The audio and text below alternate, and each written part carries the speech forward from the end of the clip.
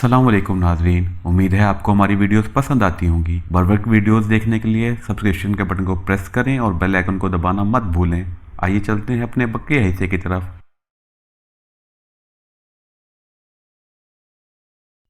ओह, तनवीर की बात दुरुस्त हो सकती है। Very bad, really very bad. मेरे जहन में तो ख्याल ही ना आया था। टापू से अगर डार्क स्काई एजेंसी के एजेंटों को इत्तला मिल गई कि 6 अफराद का ग्रुप जिसमें 4 मर्द और 2 औरतें शामिल हैं किसी लॉन्च में गया है और इनकी मंजिल क्या है, तो वो हमें किसी जगह भी ट्रैप कर सकते हैं, मैंने तशवीश भरे लहजे में कहा। तनवीर इस तरह हैरत भरे अंदाज में मेरी तरफ देखने लगा जैसे इसे यकीन ना आ रहा हो कि मैं इस तरह इसकी खुलेआम तायद कर सकता हूँ। तनवीर ठीक कह रहा है, हमें बहरहाल इस पहलू का ख्याल रखना चाहिए, जूलिया ने कहा तो तनवीर का चेहरा बेख्तियार खिल उठा। ये कैसे हो सकता है साहब कि आपने भी इस पहलू को यकसर नज़रअंदाज कर दिया हो, सफदर ने हैरत भरे लहजे में कहा। अरे क्या ये सब अहम पहलू मैंने ही सोचने हैं? कुछ तो रकीब और रसिया रकीब और सफ़ेद को भी सोचना चाहिए। शट अप, अब तनवीर की वजह से तुम इस तरह बात करके शर्मिंदगी मिटा रहे हो, जूलिया ने गुस्सैले लहजे में कहा। मैंने अपने तौर पर सिर्फ इतना किया है कि लॉन्च के कप्तान को वहाँ के मेन टापू ड्रिंक के बजाय पहले आने वाले एक दूसरे टापू पर रुकने के लिए कहा है, लेकिन दोनों के दरमियान कुछ ज़्यादा फासला नहीं है और अगर डार्क स्काई एजेंसी वहाँ पहुँच गई तो लाजमन वो इधर का भी ख्याल करेगी, मैंने कहा। वैसे अगर डार्क स्काई एजेंसी को मालूम हो गया तो वह हमें रास्ते में ही मिसाइलों से उड़ा सकती है, सफदर ने कहा। यहाँ बेशुमार लॉन्चें चलती रहती हैं और हम बहरहाल नीचे मौजूद हैं, इसलिए ऐसा मुमकिन है। दूसरी बात यह है कि वह हेलीकॉप्टर पर आएंगे। समंदर में लॉन्चों और मोटर बोट्स की तादाद ज़्यादा होने की वजह से वो डायरेक्ट हम पर हमला नहीं करेंगे, बल्कि वो टापू पर हमारा इंतज़ार करेंगे, मैंने कहा। तो अब फिर क्या करना है, जूलिया ने कहा। अब सिवाय सब्र करने के और क्या हो सकता है, मैंने एक तवील सांस भर कर कहा। साहब, अगर डार्क स्काई एजेंसी का कोई ग्रुप इन दोनों टापुओं पर पहुंच गया तो हम तीसरे टापू विनाई पर तो जा सकते हैं। ये टापू इन दोनों टापुओं से खासा दूर है लेकिन टोरंटो के साहिल के करीब है। मेरा ख्याल है मैं अब तक वहाँ कोई मसला नहीं हुआ होगा, सफदर ने कहा। ये तो हमारा ख्याल है लेकिन यहाँ से इसे कंफर्म करने का भी कोई ज़रिया नहीं, मैंने कहा। आपके पास ट्रांसमीटर है, आप इस ट्रांसमीटर के ज़रिए बराह रास्त डार्क स्काई एजेंसी के चीफ कर्नल रोडस से बात कर सकते हैं, इस बार कैप्टन शकील ने कहा। लेकिन किसकी आवाज़ और लहजे में बात करूँ? क्या मैं अपनी असल आवाज़ और लहजे में बात करूँ? जिस ट्रांसमीटर से आवाज़ चेक नहीं की जा सकती वो तो मैं वहीं छोड़ आया हूँ, वरना इस ट्रांसमीटर के ज़रिए भी हमें ट्रेस किया जा सकता था, मैंने मुस्कुरा कर कहा। आप किसी और एजेंसी के सरबराह की आवाज़ और लहजे में इससे बात कर सकते हैं, सफदर ने कहा। क्या बात कर रहे हो? दूसरी एजेंसी के सरबराह को कर्नल रोडस की दाती फ्रिक्वेंसी का कैसे इल्म हो सकता है, मैंने कहा तो सफदर ने इस बात में सर हिला दिया जैसे वाकई इसने गलत बात कर दी हो। एक और हल है साहब, कैप्टन शकील ने कहा। वो क्या, मैंने पूछा। हम किसी टापू पर रुक जाएं, लॉन्च को भी जबरन वहीं रोक लिया जाए और चंद घंटे वहां गुजारने के बाद फिर टापू पर जाएं तो वहां लाजमन चेकिंग ख़त्म हो चुकी होगी। अगर इन्होंने भी लॉन्चों पर इर्द गिर्द चेकिंग शुरू कर दी तो हम बेबस चूहों की तरह मारे जा सकते हैं।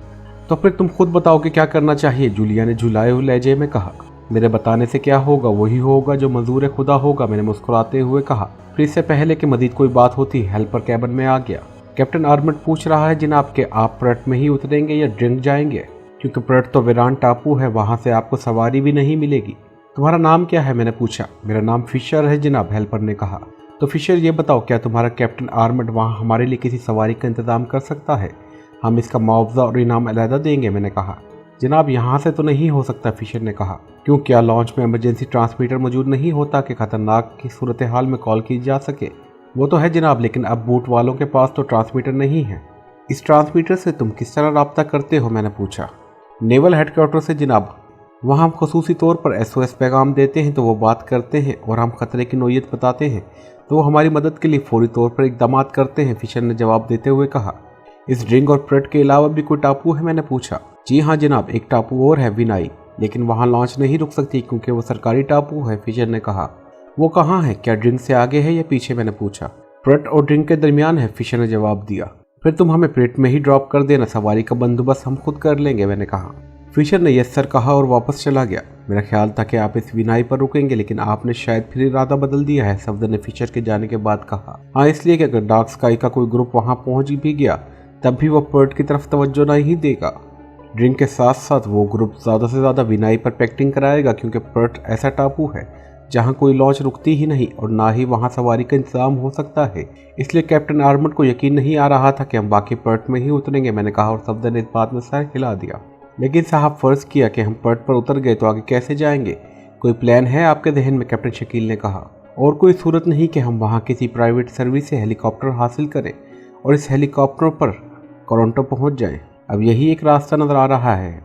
फिर हम इधर उधर की बातें करते रहे, वक्त गुजरता रहा। फिशर ने आकर पर्ल टापू के करीब आने का बताया तो मैं अपने साथियों समेत ऊपर पहुंच गया और फिर थोड़ी देर बाद ही लॉन्च एक वीरान टापू पर पहुंच गई। सुनो, तुम्हारा नाम क्या है? मैंने इस लॉन्च चलाने वाले से कहा। मेरा नाम कैप्टन आर्मंड है जनाब, इसने मौजबाना लहजे में कहा। अब तुम ड्रिंक जाओगे? मैंने कहा। यस सर, वहाँ से हमने फ्यूल डलवाना है और फिर अगर वहाँ से सवारियाँ मिल गई तो हम फ़ौरन वापस चल जाएंगे, वरना कल जाएंगे, कैप्टन आर्मंड ने कहा। लेकिन तुम खाली लॉन्च लेकर वहाँ जाओगे, क्या तुमसे पूछा नहीं जाएगा कि तुम खाली लॉन्च लेकर क्यों आए हो? मैं कह दूंगा जनाब के पैसेंजर पर्ल टापू पर उतर गए थे, कैप्टन आर्मंड ने जवाब देते हुए कहा। नहीं, तुमने इन्हें हमारे बारे में कुछ नहीं बताना, मैंने कहा। लेकिन फिर हम क्या जवाब देंगे जनाब? कैप्टन ने हैरान होकर कहा। अगर तुम इस बात को छुपाना चाहो तो फिर तुम्हारा क्या जवाब होगा? मैंने पूछा। जनाब, फिर तो हम कह सकते हैं कि हम लॉन्च मुरम्मत कराने आए हैं, क्योंकि ड्रिंक में लॉन्चें मुरम्मत करने वाले ज़्यादा माहिर हैं और अक्सर लॉन्चें मुरम्मत के लिए यहीं लाई जाती हैं, कैप्टन आर्मंड ने जवाब दिया। तो मैंने जेब से नोटों की गड्डी निकाली और कैप्टन आर्मंड की तरफ बढ़ा दी। ये तुम रख लो, यही जवाब देना। जनाब, आप वाकई बेहद फयाज हैं। पहले किराया भी आपने मुंह मांगा दे दिया है और अभी इतनी बड़ी मालियत की गड्डी। आपके तो हम खादिम हैं, आप हुक्म करें, कोई मसला हो तो मुझे बताएं। हम तो यहाँ के कीड़े हैं जनाब, कैप्टन आर्मंड ने यकलक इंतहाई मौजबाना लहजा इख्तियार कर लिया। हमारे दुश्मन हो सकता है कि टापू पर मौजूद हों और हमने इनसे छुप कर किसी ऐसी जगह पहुँचना है जहाँ 1-2 रोज़ रह सके, ताकि हमारे दुश्मन नाकाम होकर वापस चले जाएं और हम अपना काम कर सके। अगर तुम हमारा ये मसला हल कर सकते हो तो इतनी मालियत की एक और गड्डी तुम्हें मिल सकती है, मैंने मुस्कुराते हुए कहा। ओह जनाब, फिर आप यहाँ ना उतरें, हमारे साथ चलें। हम लॉन्च को ड्रिंक टापू ले जाने के बजाय चक्कर काट कर सीधा बर्जम ले जाएंगे। ये टोरंटो के साथ का इलाका है, ये टापू तो नहीं है, लेकिन समुद्री हिस्से में टोरंटो से कदरे कटा हुआ है। ड्रिंक में ज़्यादा वहाँ लॉन्च मुरम्मत करने वाली वर्कशॉपें हैं, वहाँ से आपको टैक्सियाँ मिल जाएंगी और फिशर आपके साथ जाएगा। ये आपको बर्जम शहर पहुँचा देगा। वहाँ आप अगर रिहाइश इख्तियार करना चाहें तो ये इसका भी इंतज़ाम कर देगा। ये आपको ब्लू शार्क होटल पहुँचा देगा। ब्लू शार्क होटल के मालिक हैरी खासा बाअसर आदमी है, वो इस पूरे इलाके का बादशाह है। इससे अगर आप बात कर लें तो फिर आप यहाँ के दुश्मन आपका कुछ नहीं बिगाड़ सकेंगे। ठीक है, चलो, वहाँ पहुँचकर तुम्हें दूसरी गड्डी मिल जाएगी, मैंने कहा। तो फिर आप अभी बाहर ना आएँ, बल्कि आप नीचे कैबिन में चले जाएं, कैप्टन आर्मंड ने कहा और मैं अपने साथियों समेत दोबारा कैबिन में पहुँच गया। लॉन्च एक बार फिर हरकत में आ गई। मैं और मेरे साथी एक बार फिर कैबिन में आ गए। चूँकि तवील सफ़र था, इसलिए अब हमने कैबिन में ही रेस्ट करने का फैसला कर लिया। 7 घंटों के तवील सफ़र के बाद हम बर्जम पहुँच गए। कैप्टन आर्मंड का साथी फिशर हमें लेकर एक वीरान सड़क पर आ गया। इसने अपने सेल फोन से किसी को फ़ोन करके एक बंद बॉडी वाली वैन मंगवाई। फिर हम सब इस बंद बॉडी वाली वैन में सवार होकर रवाना हो गए। 1 घंटे के सफ़र के बाद हम ब्लू शार्क होटल पहुंच गए। फिर हेरी तक जब कैप्टन आर्मंड का नाम पहुंचा तो इसने हमें फ़ौरन अपने पास बुला लिया। कैप्टन आर्मंड का नाम सुनते ही इसने हमें फौरी तौर पर न सिर्फ 2 खाली कारें मुहैया कर दी, बल्कि एक रिहायशी कोठी भी हमें दे दी। लेकिन मैं अपने साथियों समेत इस कोठी में जाने के बजाय इस तरफ को बढ़ गया, जहाँ के बारे में हमें वर्कशॉप वाले ने बताया था कि हेलीकॉप्टरों की एक प्राइवेट कंपनी मौजूद है। मेरे साथी एक कार में आ सकते थे, लेकिन मैंने 2 कारें इसलिए ली थी कि अगर रास्ते में किसी एक कार में कोई गड़बड़ हो तो फौरी तौर पर दूसरी कार इस्तेमाल में लाई जा सके, क्योंकि मुझे मालूम था कि इस छोटे से इलाके में हमें डार्क स्काई एजेंसी के एजेंटों की मौजूदगी की वजह से हर वक्त खतरे में घिरे रहेंगे। लेकिन दोनों कारें प्राइवेट कंपनी पहुँच गई। मैंने कंपनी के मैनेजर से मिलकर एक हेलीकॉप्टर हायर किया। फिर थोड़ी ही देर में हम सब हेलीकॉप्टर में सवार होकर टोरंटो की जानिब उड़े जा रहे थे। अब क्या करना है? अब आप कहाँ जाएंगे? हेलीकॉप्टर के एक सीट पर मौजूद कैप्टन शकील ने पायलट सीट पर मौजूद मुझसे मुखातिब होकर पूछा। हम सब एक ही हेलीकॉप्टर में मौजूद थे। अभी तो टोरंटो जाना है ताकि हेलीकॉप्टर वहाँ छोड़ा जाए, इसके बाद जहाँ सींग समाएंगे वहीं चले जाएंगे, मैंने कहा। साहब, हमें टोरंटो के इस हिस्से की तरफ जाना चाहिए जहाँ डार्क स्काई एजेंसी का हेडक्वार्टर मौजूद है। इस हेडक्वार्टर से ही शायद हमें ये मालूम हो सके कि BR मिसाइल का फार्मूला कहाँ है या कर्नल मॉर्गन कहाँ छुपा हुआ है, सफदर ने कहा, ताकि इस डार्क स्काई एजेंसी का चीफ कर्नल रोडस ट्रांसमीटर पर वहाँ हर तरफ रेड अलर्ट भी कर दे और हो सकता है कि इनके गनशिप हेलीकॉप्टर भी हमारे मुकाबले में आ जाए, मैंने कहा। ओह, लेकिन इससे कैसे मालूम हो सकता है, सफदर ने कहा। हमें हेडक्वार्टर जाने के लिए इस छोटे से शहर के ऊपर से गुजरना पड़ता है और इतना बड़ा हेलीकॉप्टर नीचे से खासा बड़ा नज़र आता है, मैंने कहा। तो फिर तुम्हारा क्या इरादा है? जूलिया ने पूछा। मेरा इरादा तो पुख्ता है, बस तुम्हारी हामी की देरी है। बकवास मत करो, इस वक्त हम इंतहाई ख़तरे में हैं, जूलिया ने गुस्सीले लहजे में कहा। तो फिर खुतबा निकाह बाद में पढ़वा लेंगे, निकाह तो हो सकता है, 2 गवाह मौजूद हैं। क्यों तनवीर, मैंने कहा। भला मैं कहाँ बाद आने वाला था। ठीक है, करो निकाह ताकि हमेशा के लिए इस अजाब से जान छूट जाए, जूलिया ने कहा। शायद वो अब झुंझुलाहट की उरूज पर पहुँच गई थी, इसलिए इसने बगैर किसी झिझक के बात कर दी थी। सॉरी, फ़िज़ा में निकाह पढ़ लिया जाए तो बाकी सारी उम्र फ़िज़ा में ही रहना पड़ता है। इसलिए फ़िलहाल इतना ही काफ़ी है कि तुम रजामंद हो गई हो, मैंने मुंह बनाते हुए कहा। यकीनन मुझे जूलिया के इस बेबाक अंदाज में जवाब से कोफ्त हुई थी। आपने टोरंटो कहाँ जाना है? क्या वहाँ कोई ऐसी जगह है जहाँ हम छुप सकते हैं? कैप्टन शकील ने कहा। हम बजाय मगरिब में टोरंटो की तरफ जाने के चक्कर काट कर मशरिक की तरफ आगे बढ़ेंगे और टोरंटो के मशरिक में तकरीबन 80 किलोमीटर पर एक और कस्बा है टोरियो, वहाँ पहुँचेंगे। वहाँ से हम आसानी से टोरंटो में किसी भी हैसियत से पहुँच सकते हैं। फिर तकरीबन 1.5 घंटे के तवील सफ़र के बाद एक बड़े शहर के आसार नज़र आने शुरू हो गए तो हम सब चौकन्ना होकर बैठ गए। मैंने यहाँ भी हेलीकॉप्टर को शहर से पहले खेतों के अंदर दरख्तों के एक ज़खीरे के दरमियान कदरे खुले हिस्से में उतार दिया। फिर मैंने इसके इंजन के साथ छेड़छाड़ करनी शुरू कर दी। मैं हेलीकॉप्टर का इंजन ख़राब करना चाहता था ताकि इसे फौरी तौर पर उड़ाया ना जा सके। और इसके बाद हम दरख्तों के ज़खीरे से निकले और पैदल शहर की तरफ बढ़ते चले गए। तकरीबन 1 घंटे तक पैदल चलने के बाद हम शहर में दाखिल हो गए। शहर खासा बड़ा था, इसलिए जल्द ही हमें एक रिहायशी होटल नज़र आ गया। हमने इसी रिहायशी होटल में कमरे ले लिए ताकि यहाँ कुछ देर आराम करने के बाद हम आगे जाने की मनसूबाबंदी कर सकें। कमरे में पहुंचकर हम सब ने चेकिंग की, फिर सब मेरे कमरे में इकट्ठे हो गए। मैंने होटल सर्विस को फ़ोन करके सबके लिए खाना मंगवाया था। फिर खाना खाने के बाद हम कॉफ़ी पी रहे थे कि अचानक मुझे महसूस हुआ कि मेरा सर तेज़ी से भारी होता जा रहा है। क्या मतलब, ये क्या हो रहा है? मैंने अपने सर को झटकते हुए कहा, लेकिन इसी लम्हे मेरे कानों में अपने साथियों के मुंह से निकलने वाली ऐसी ही आवाज़ें पड़ी। फिर इसके बाद मेरे हवास साथ छोड़ते चले गए।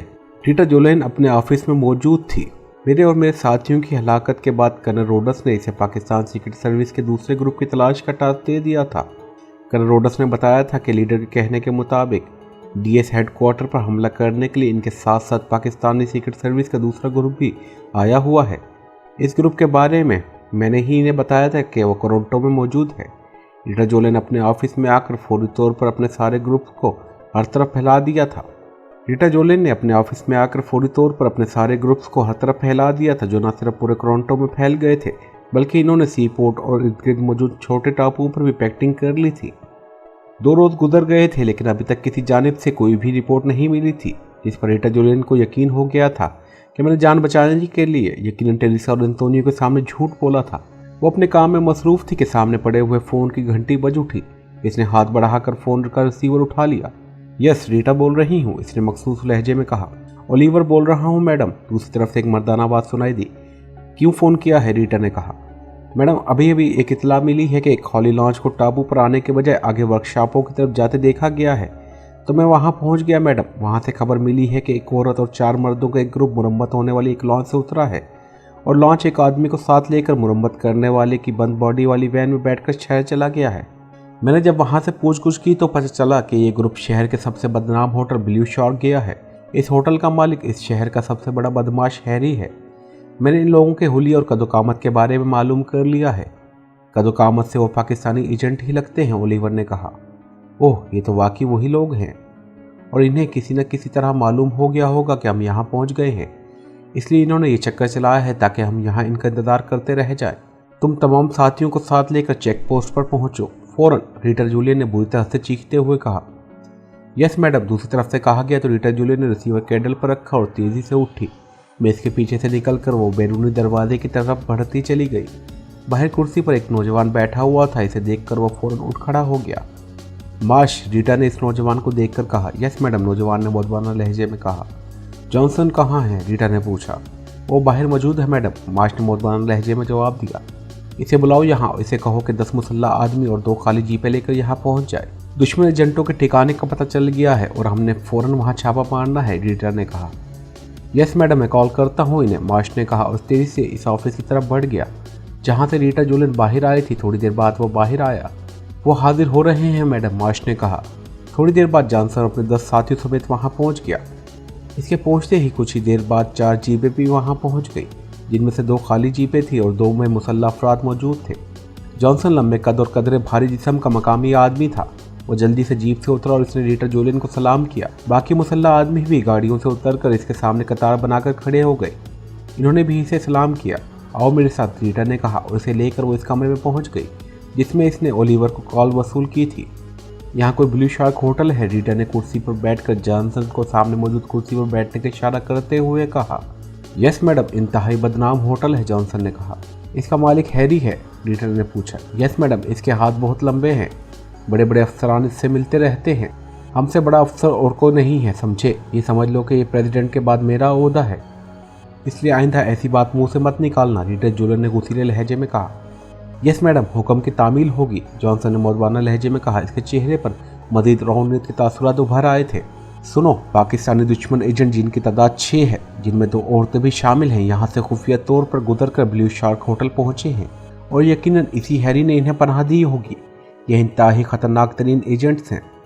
अगर हमने वैसे ही वहाँ जाकर छापा मार दिया तो इन्हें खबर हो जाएगी, वो चिकनी मछली की तरह हाथ से निकल जाएंगे। मैं चाहती हूँ कि पहले इनके बारे में पूरी तफसील मालूम हो जाए, फिर इनको घेरा जाए, इस अंदाज में छापा मारा जाए कि आखिरी लम्हे तक इन्हें हमारे बारे में या छापे के बारे में इल्म ना हो सके। तुम बताओ कि क्या करना चाहते हो, रीटा ने पूछा। मैडम, आपको वहाँ जाने की ज़रूरत ही नहीं है, ये आपकी तौहीन है, और आपकी ये बात भी दुरुस्त है कि हमारा वहाँ पहुँचने का इन लोगों को इल्म हो जाएगा। पहले हम वहाँ मौजूद अपने एक मुखबर से इस बारे में पूरी तफसील हासिल कर लेते हैं, इसके बाद आप जैसे हुक्म देगी वैसे ही होगा। क्या वो मुखबर हैरी के राज लीक आउट कर देगा, रीटा ने पूछा। यस मैडम, वो इंतहाई बाएतमाद मुखबर है, जॉनसन ने जवाब दिया। तो बुलाओ इसे, लेकिन कैसे बुलाओगे? अगर किसी को पता चल गया तो फिर वो लोग हाथ से निकल जाएंगे, रीटा ने कहा। नहीं मैडम, मैं फ़ोन पर इससे रब्ता करता हूँ। जॉनसन ने उठकर मेज़ पर पड़े हुए फ़ोन का रिसीवर उठाया और तेज़ी से नंबर प्रेस करने शुरू कर दिए। लाउड स्पीकर का बटन भी प्रेस कर दो, रीटा ने करख्त लहजे में कहा। तो जॉनसन ने इस बात में सर हिलाते हुए बटन प्रेस कर दिया। दूसरी तरफ से घंटी बजने की आवाज़ सुनाई दी, फिर रिसीवर उठा लिया गया। ब्लू शार्क होटल, एक चीखती हुई आवाज़ सुनाई दी। लहजा बेहद करख्त था। राफेल से बात कराओ, जॉनसन ने तहकमाना लहजे में कहा। कौन बोल रहा है? दूसरी तरफ से पहले से भी ज़्यादा करख्त लहजे में कहा गया। ग्रीन लाइन बोल रहा हूँ, जॉनसन ने भी करख्त लहजे में कहा। होल्ड करो, इस बार दूसरी तरफ से बोलने वाले का लहजा पहले की निस्बत कम करख्त था। राफेल बोल रहा हूँ। चंद लम्हों बाद ही एक और मर्दाना आवाज़ सुनाई दी। ओह हुक्म जनाब, दूसरी तरफ से बोलने वाले का लहजा यकलक इंतहाई मौजबाना था। मैं मैडम रीटा जोलिन के पास हूँ, तुम बगैर किसी को बताए फ़ौरन यहाँ पहुँचो, जॉनसन ने कहा। हुक्म की तामील होगी जनाब, दूसरी तरफ से कहा गया। जॉनसन ने रिसीवर रखा और उठकर बाहर चला गया। शायद वो अपने आदमियों को राफेल की आमद के बारे में बताने गया था। थोड़ी देर बाद वो वापस आ गया और कुर्सी पर बैठ गया। वो कैसे आएगा, रीटा ने पूछा। जी पर मैडम, रीटा जोलन ने इस बात में सर हिला दिया। थोड़ी देर बाद कमरे का दरवाज़ा खुला और एक मकामी आदमी अंदर दाखिल हुआ। इसके जिस्म पर मकामी लिबास था और चेहरे मोहरे से वो कुछ छटा हुआ गुंडा दिखाई दे रहा था।